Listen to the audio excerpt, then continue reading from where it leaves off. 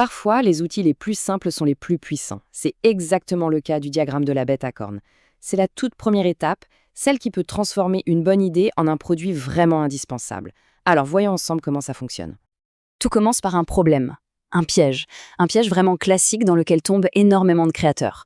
On a une idée géniale, on est à fond, on se lance dans le projet et on oublie l'essentiel. Est-ce que quelqu'un en a vraiment besoin? On s'est tous déjà posé la question, non? Pourquoi est-ce que tant de projets qui semblent brillants sur le papier finissent par échouer? La technologie est là, le design est soigné, mais ça ne prend pas. Pourquoi? Eh bien, la réponse est souvent d'une simplicité presque frustrante. C'est parce que ces projets ont été lancés sans une compréhension vraiment profonde et claire du besoin. C'est l'erreur numéro 1. Et cette citation, elle résume tout.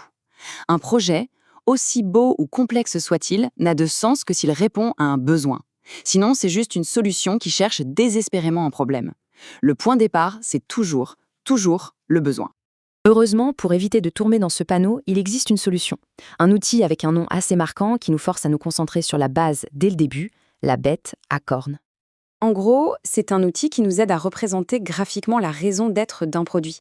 Son but est super simple, s'assurer que ce qu'on est en train d'imaginer sera vraiment utile pour quelqu'un. Et voilà à quoi ça ressemble. Son nom un peu bizarre vient de sa forme en fait. La ligne qui relie les deux bulles du haut, ça dessine des sortes de cornes, ça ressemble un peu à une tête de taureau, non? C'est un moyen assez malin de s'en souvenir. Bon, alors, comment on s'en sert? On va décortiquer un peu sa structure pour voir les questions vraiment fondamentales qui nous obligent à nous poser. En fait, tout le diagramme repose sur 3 questions. C'est tout. Première question, à qui le produit rend-il service? C'est l'utilisateur, le client. Deuxième question, sur quoi le produit agit-il? C'est ce qu'on appelle la matière d'œuvre. Et enfin, la question la plus importante, dans quel but? Autrement dit, pour faire quoi? Pour le remplir, il y a quelques petites règles. C'est un jeu d'enfant.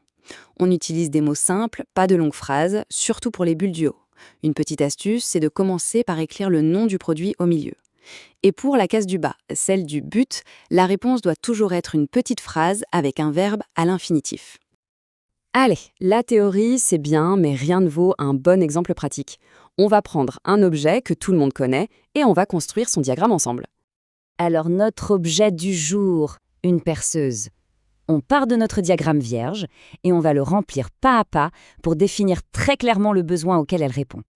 On commence par le plus facile, le cœur du diagramme, le produit. Dans notre cas, c'est donc la perceuse. Maintenant, première question, à qui s'adresse notre perceuse?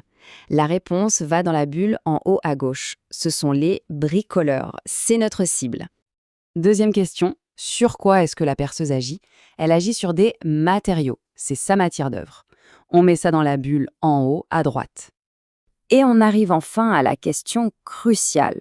Dans quel but? Le but, c'est de permettre au bricoleur de percer différents matériaux. Vous voyez le verbe à l'infinitif, permettre? Il définit clairement l'action, le service rendu. C'est ça l'idée. Et voilà le travail. Notre diagramme est complet. En un seul coup d'œil, on a une vision limpide du besoin fondamental auquel la perceuse répond.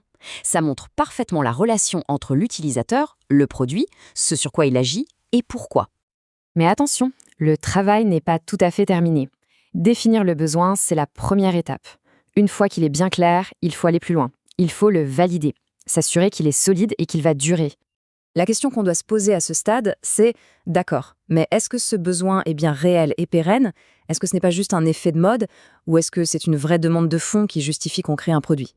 Pour ça, il faut creuser encore un peu. On doit se poser des questions plus profondes. Pourquoi ce produit doit-il exister? Qu'est-ce qui pourrait le faire évoluer demain? Et surtout, qu'est-ce qui pourrait le faire disparaître complètement? C'est souvent en imaginant la fin de son produit qu'on comprend le mieux la solidité du besoin. Bon, alors si on devait retenir une seule chose de tout ça, ce serait quoi? Le point le plus important, c'est celui-ci. Le diagramme de la bête à cornes, c'est vraiment le premier pas indispensable pour s'assurer qu'on ne construit pas quelque chose dans le vide. C'est un garde-fou, une sécurité, pour ne pas créer une solution à un problème qui n'existe pas. Allez, pour finir, une petite expérience de pensée.